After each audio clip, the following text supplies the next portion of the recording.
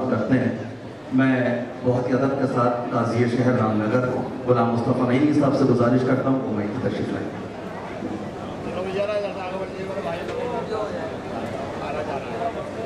حاضرین اسلامیہ موجودہ عزیزان گرامی، السلام علیکم ورحمۃ اللہ وبرکاتہ. نحمدہ ونصلی ونسلم علی رسولہ الکریم، اما بعد فاعوذ باللہ من الشیطان الرجیم. بسم اللہ الرحمن الرحیم. انما المؤمنون اخوہ. صدق اللہ العظیم وبلغنا رسولہ النبی الامین الکریم ونحن على ذلك من الشاهدين والشاکرین والحمد للہ رب العالمین. آئیے بغیر کسی تمہید کے اپنے آقا جناب محمد رسول صلی اللہ تعالیٰ علیہ وسلم کی بارگاہ اقدس میں محبتوں کے ساتھ درود و سلام کا نذرانہ پیش کر رہے ہیں. اللہم صلی علی سیدنا و مولانا محمد مامن الجود والکرم وعلی آلہ واصحابہ وبارک وسلم. صلو علیہ صلاۃ و سلام علیک یا رسول اللہ. مناسب عرص نعیمی کی بہاریں ہم اور آپ اپنے ماتھے کی نگاہوں سے دیکھ رہے ہیں. شہ نشین پر خانوادہ صدرالفاضل کے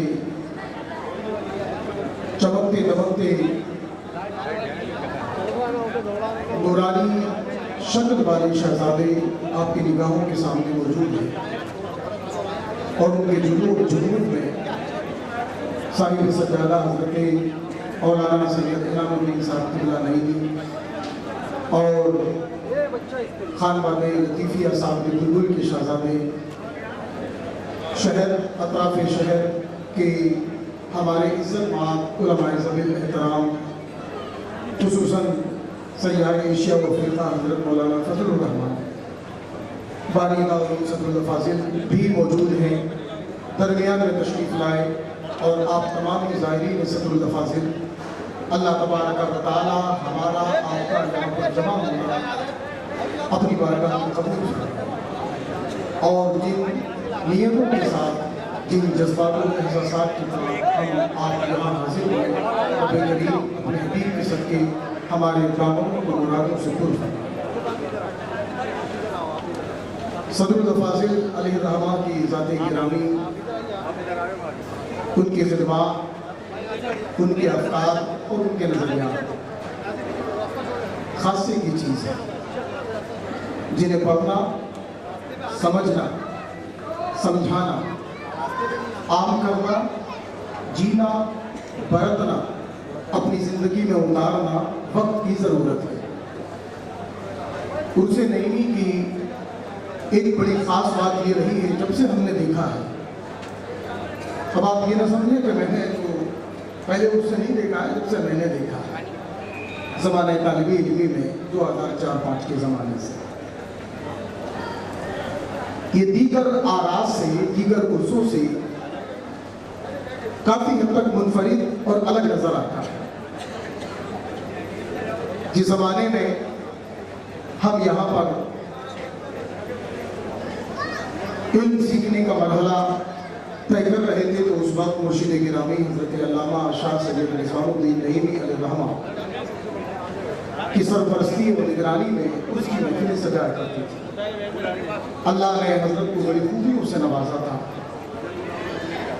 محدود وسائل اور مختصر سسٹم کے اندر جتنی جدت اور جتنی اہمیت و افادیت ان کے کاموں میں نظر آتی تھی، یقیناً وہ اپنی مثال آپ تھی.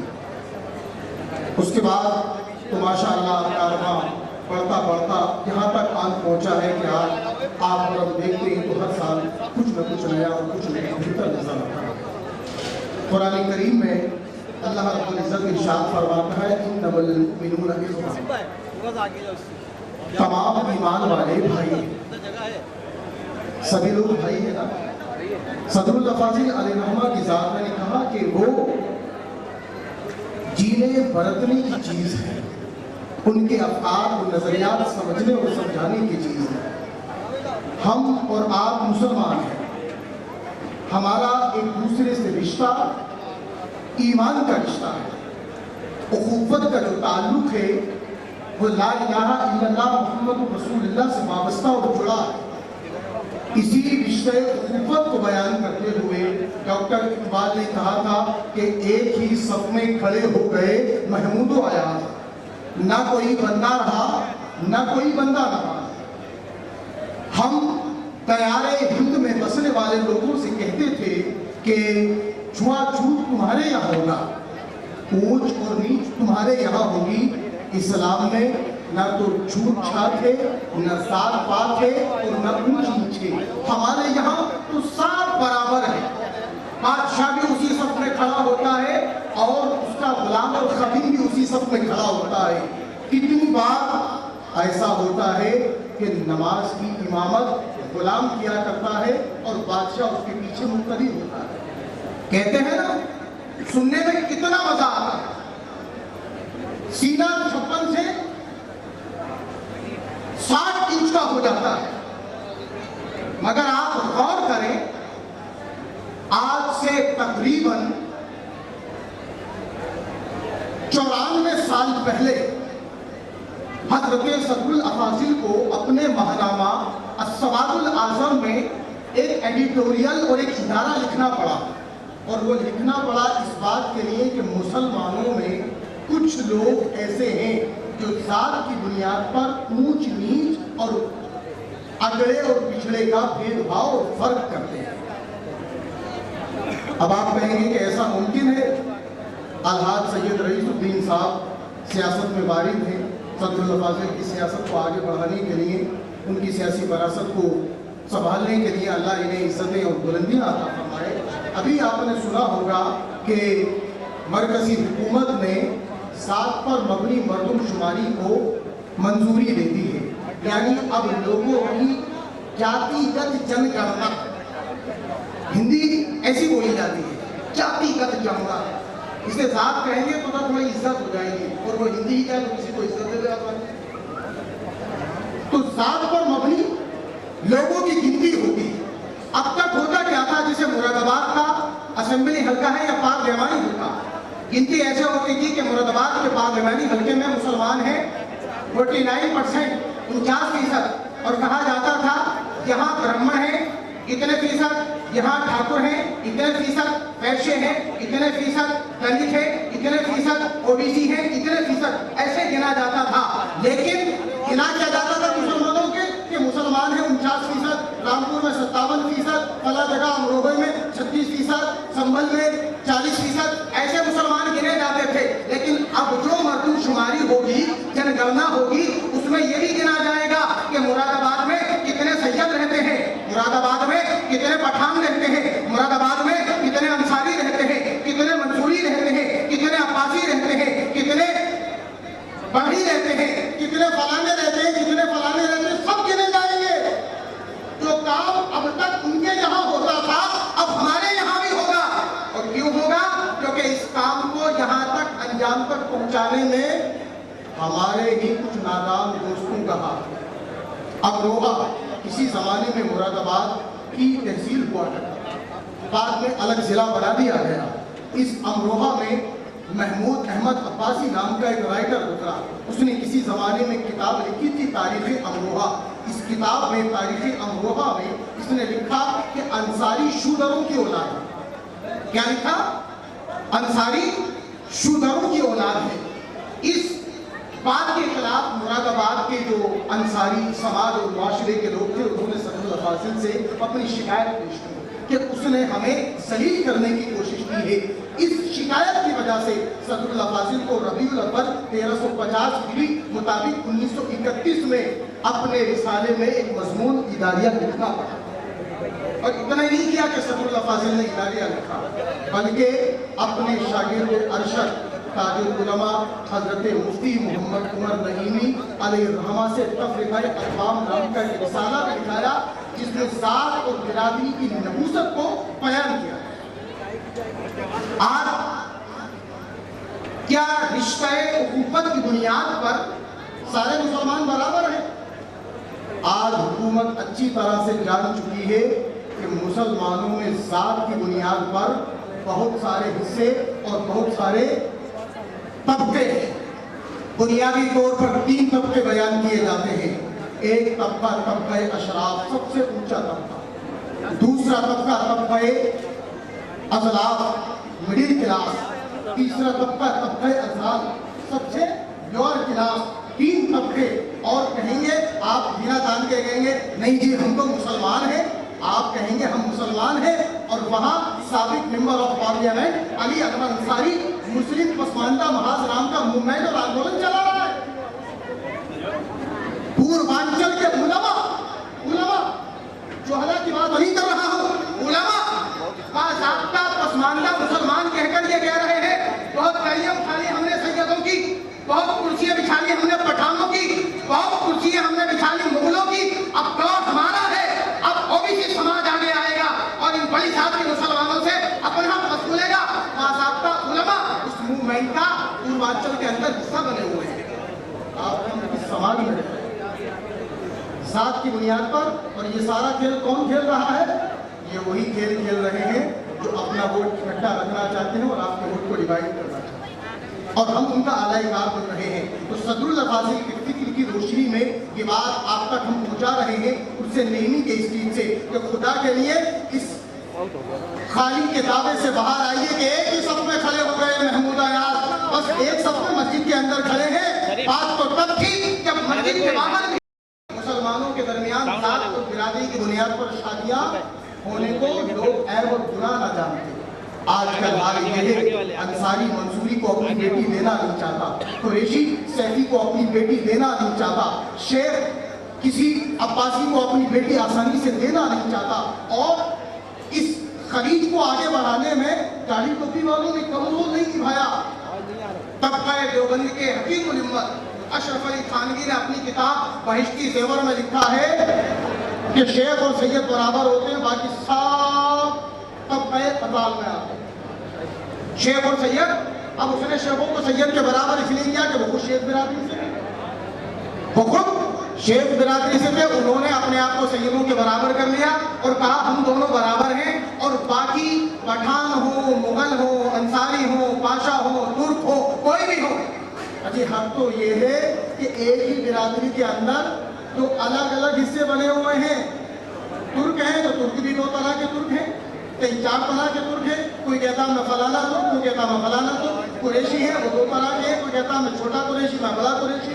منصور سیفی ہے تو کہتے ہیں کہ ہم صحیح والے سیفی ہیں، وہ لوہار سیفی ہیں. ایک ہی برادری کے اندر اتنے فرق، اتنے ڈیوائڈ. یہ کون کر رہا ہے؟ یہ وہ کر رہے ہیں جن کو قرآن نے کہا انما المؤمنون اخوہ. ہم غیروں کا اعلی کار کیوں بن رہے ہیں؟ قرآن ہمارے سامنے نہیں ہے. اللہ کے نبی نے تو فرمایا ہے ایک مسلمان دوسرے مسلمان کے لیے عمارت کی بنیاد کی طرح ہے، ایک سے جڑ کر دوسری کو طاقت دیتا ہے. لیکن ہم کیا کر رہے ہیں؟ اس برادری بات کو ختم کیجیے، وگرنہ مسلمانوں کا جو بچا کچا شیراز ہے وہ بھی ختم ہو جائے گا. دوسرا جو ایک اہم مسئلہ آج کے زمانے میں مسلمانوں کو بہت زیادہ پریشان کر رہا ہے وہ ہے وقف کا مسئلہ. وقف کا مسئلہ، وقف کا مسئلہ اتنا خطرناک ہے کہ آپ جانتے ہیں کہ وقف پر باضابطہ وقف امینڈمنٹ بل پارلیمنٹ سے پاس ہو چکا ہے. سپریم کورٹ کے اندر سنوائی پوری ہو چکی ہے، فیصلہ ریزرو ہے، کبھی بھی فیصلہ آ سکتا ہے. ہمارے وقف بورڈ کے پاس زمین بہت ہے، 8,72,000 جائیدادیں ہیں. کتنی جائیدادیں ہیں؟ 8,72,000 جائیدادیں ہیں جن کا کل رقبہ 48 لاکھ ایکڑ ہے. کتنا؟ یہ ہمارے پاس وقف کی زمین ہے، مدرسوں کے پاس، مسجدوں کے پاس، خانقاہوں مزاروں کے پاس اتنی. اور اس کی جو مالیت ہے وہ تقریباً 1,02,000 کروڑ روپے. اس مالیت کی اس جائیداد سے ہمیں سالانہ 12,000 کروڑ روپے کی انکم ہونی چاہیے. کتنے کی انکم؟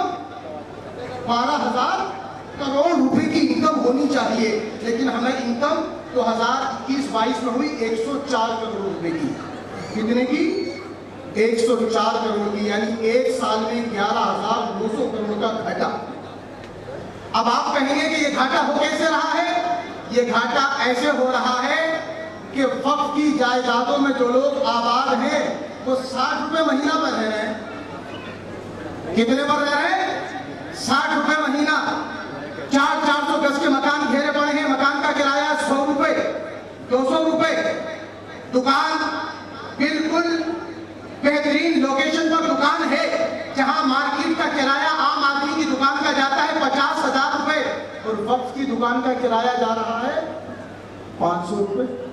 تو یہ سب کون کر رہا ہے وقف کے نام پر خردبرد؟ یہ مسلمان کر رہے ہیں. آج ہم کہہ رہے ہیں کہ مرکزی حکومت ہماری اوقاف کی جائیدادوں کو چھیننا چاہتی ہے, وقف کی جائیدادوں کو مسلمانوں سے ہڑپنا چاہتی ہے. میں صرف اتنا کہوں گا کہ حکومت ضرور مسلمانوں کی وقف کی جائیداد کو چھیننا چاہتی ہے, مگر مسلمانوں سے چھیننا نہیں چاہتی. جنہوں نے لٹیروں نے پہلے سے چھین رکھی ہے, ان لٹیروں سے چھیننا چاہتی ہے. جن لٹیروں نے پہلے سے چھین رکھی ہے, یہ بڑے بڑے نیتا منتری جو مسلمانوں کی طرف سے وقف بورڈوں کے چیئرمین بنتے ہیں, وقف بورڈوں کے ممبر بنتے ہیں, لاکھوں لاکھوں روپیہ مرکزی حکومت کو دیتے ہیں ممبر بننے کے لیے, کروڑوں کروڑوں روپے کے تھیلے اور بیگ بھر بھر کے صوبائی حکومتوں کو پہنچاتے ہیں کہ ہمیں وقف بورڈ کا ممبر بنا دو. ہم پوچھتے ہیں جو آدمی 5 کروڑ روپے دے کے وقف بورڈ کا ممبر بنا ہے, وہ جب تک 10 کروڑ روپے ڈکار نہیں لے گا وہ سانسیں لے لے گا, اور وہ 10 کروڑ روپے ڈکارنے والا ہمارا دکھتا ہے. مسلمان ایسے ڈکارنے والے کو نیتا بنائے ہوئے ہیں. وقف کی جائیدادوں کی حفاظت باہر کے لٹیروں سے بعد میں کرنا, پہلے گھر کے لٹیروں سے کرو. اس کا بھی خیال ضروری ہے. وقف کا معاملہ بے حد اہم ہے. لیکن اور پچھلے دنوں ہم نے کہا تھا, ہمارے بہت سارے چاہنے والوں نے کہا کہ حضرت نوجوان جوش میں آتا ہے نا کہ حکومت کے خلاف احتجاج کریں گے, دھرنا دیں گے, پردرشن کریں گے. ہم نے کہا ایسا کرتے ہیں کہ بڑے آدمی کے خلاف دھرنا بعد میں دیتے ہیں, چھوٹے سے شروعات کرتے ہیں. گنتی تو 1 سے شروع ہوتی ہے, دستک تو بعد میں جاتے ہیں. پردھان منتری کے, گرہ منتری کے یا وقف منتری کے خلاف دھرنا بعد میں دیں گے. پہلے اپنے اپنے شہر میں جو وقف کی جائیدادوں پہ لوٹ کھسوٹ کر کے بیٹھے ہوئے ہیں ان کے خلاف دھرنا دو. پہلے ان کے خلاف دھرنا دو. جو آدمی 2 کروڑ کا ہے, 2 کروڑ کا آدمی جس کے شہر میں 5 پلاٹ ہے, کرایہ پہ اٹھا رکھے ہیں 3, اور 2 میں رہتا خود اور اس کی اولادیں, وہ وقف کی جائیداد 200 روپے پہ کیوں گھیرے پڑا بھائی؟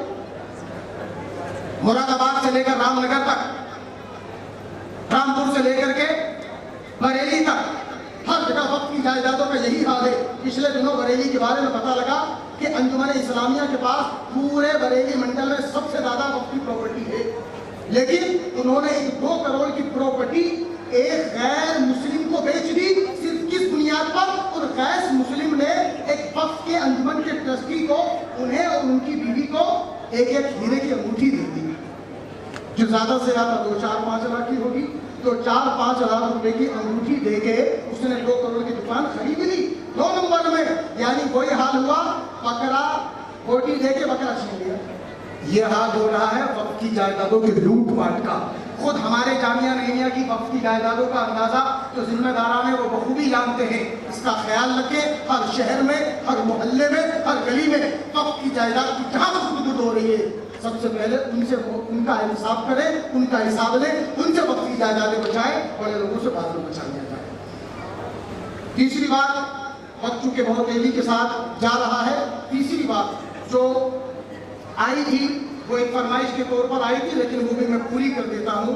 آج کل خانقاہوں میں رافضیت اور شیعت بڑے پنجے کاٹ رہی ہے. کتنے ایسے لوگ ہیں, ہم خانوادہ نعیمیہ کی عظمتوں کو سلام کرنے سے پہلے سلام کرتے ہیں اس خانوادے کے مورث اعلیٰ حضرت صدر الافاضل کو, کہ جن کے یہاں تنخواہ کے رجسٹر میں نام کے آگے فی سبیل اللہ لکھا ہوتا تھا, جنہوں نے اپنے بچوں کو اپنی کسب اور اپنی محنت کی روزی سے کما کے پالا. آج ان کے بچے اپنی روزی روٹی کے لیے پیرا مریدی کو اختیار کیے ہوئے نہیں ہے. رب کعبہ کی قسم سب کاروباروں سے وابستہ ہے. دنیا میں مرید کے نذرانوں کے انتظار میں پیر رہتا ہے, یہاں وہ پیر ہے جو مریدوں کو نذرانوں سے نوازا کرتے ہیں اور وقت سے پہلے نوازا کرتے ہیں. لوگ نوازتے ہیں, نذرانے دیتے ہیں, جلسہ ختم ہونے کے بعد یا نذرانہ مل جاتا ہے جلسہ شروع ہونے سے پہلے. یہ ایسے پیر ہیں یہاں تو ماشاءاللہ. تو اب یہ خانوادہ یہاں موجود ہے, ان کی عظمتوں کو سلام کرتے ہوئے کہتے ہیں کہ خانوادوں میں مریدوں کے نذرانوں پہ اپنے گھر کی گرہستی چلانے والے لوگ آج سیدنا ابوبکر صدیق کی ذات پر انگلی اٹھائے. حضرت عمر فاروق اعظم کے کردار پہ سوال کریں، حضرت عثمان غنی کی حیات اور ان کی سخاوت پر سوالیہ نشان لگائیں۔ ان کو سوچنا چاہیے کہ اہل سنت کے یہاں سب سے افضل مرتبہ انبیاء کے بعد حضرت ابوبکر صدیق کا ہے۔ یہ لوگ مقالہ نے اچھال دیا نا دمادم مست کلندر علی کا پہلا نمبر، نہیں، غلط ہے۔ ابوبکر صدیق کا پہلا نمبر ہے، اور یہ پہلا نمبر ہمارے اکابرین نسل در نسل بیان کرتے ہوئے آئے ہیں، یہاں تک کہ جب حضرت علی کے فرزند ارجمند حضرت محمد بن حنفیہ جو اپنی والدہ کی طرف سے کہلاتے ہیں محمد بن حنفیہ، اصل میں محمد بن علی ہے، یہ اپنے والد گرامی سے پوچھتے ہیں کہ رسول کریم کے بعد سب سے افضل کون ہے اور صحابہ کسے افضل جانتے تھے؟ تو حضرت علی رضی اللہ تعالیٰ عنہ جواب دیتے ہیں کہ حضور کے بعد سب سے افضل حضرت ابوبکر صدیق۔ سرزمین کوفہ میں کھڑے ہو کر کے حضرت علی نے کہا تھا کہ لوگ کہتے ہیں کہ علی ابوبکر سے افضل ہے، سنو، اللہ کے نبی علیہ السلام نے اپنی حیات ظاہری میں ابوبکر کو ہماری نمازوں کا امام بنایا، ہم نے انہیں اپنے دنیاوی امور کا امام بنا دیا، تو وہ افضل ہیں۔ اور یہاں آخری بات پھر کہہ دوں کہ حضرت صدر الافاضل نے اس بات پر بھی ہماری رہنمائی کی ہے۔ آپ کی ایک کتاب ہے سوانح کربلا، نام سے ہی پتہ لگ گیا کہ کربلا کے شہیدوں پر لکھی گئی ہے، لیکن اس کتاب کی شروعات میں صدر الافاضل علیہ الرحمہ نے پہلے حضرت ابوبکر صدیق، حضرت عمر، حضرت عثمان اور حضرت مولا علی کے تذکرے کو جگہ دی ہے۔ پتہ یہ لگا کہ شیعوں سے فرق ظاہر کرنے کے لیے ضروری یہ ہے کہ سنی سب سے پہلے فضیلت شیخین کا تذکرہ کرے، فضیلت خزانین کا تذکرہ کرے، پھر جا کر کے حسنین کریمین کا تذکرہ کرے، تاکہ پتہ لگ جائے ہم نقلی یا بنسبتی یا کتابے کے محب اہل بیت نہیں ہیں، ہم پکے مخلص 100% 24 کیرٹ پکے سچے صحیح العقیدہ محب اہل بیت ہیں، اس لیے شیعوں سے اپنا فرق الگ کرنا چاہتے ہیں۔ تو یہ تین باتیں، رافضیت سے خود کو بچائیے، برادری بات کے زہر کو توڑ دیجئے، اگر آپ برادری بات کے زہر کو نہیں توڑ پائے، آپ کے عالم ہونے پر، آپ کے قائم اور تعلیم یافتہ ہونے پر دکھ اور افسوس ہے۔ ذرا سی کیا کہتے ہیں حکومت کی وظیفے کی رقم لینے کے لیے لوگ کیا بن رہے ہیں، اپنے آپ کو کاغذوں میں کچھ نہ کچھ بنوا رہے ہیں، پچھڑا بنوا رہے ہیں، ابھی پچھڑا بنوا رہے ہیں۔ خدا کے بندو، 2-4-5 ہزار روپے کی رقم لینے کے لیے اپنے آپ کو اشراف و افضال کی کیٹیگری میں بانٹ رہے ہو، اس سے بچیے۔ اور تیسرا، وقت کی جائیداد کی حفاظت خود کریے، وقت کے لٹیرے آپ کو اگل بغل میں مل جائیں گے، دلی اور لکھنؤ جانے کی ضرورت نہیں پڑے گی۔ اللہ تبارک و تعالیٰ کی بارگاہ میں دعا ہے کہ حضرت صدر الافاضل کے صدقے ہماری اس محفل کو قبول فرمائے۔ وآخر دعوانا ان الحمدللہ رب العالمین۔ اب میں آپ کے سامنے قاری شکیل صاحب جو ہمارے ممبئی کی سرزمین سے آئے ہیں، بڑی محبتوں کے ساتھ آواز دے رہا ہوں۔ آئے جناب قاری شکیل صاحب۔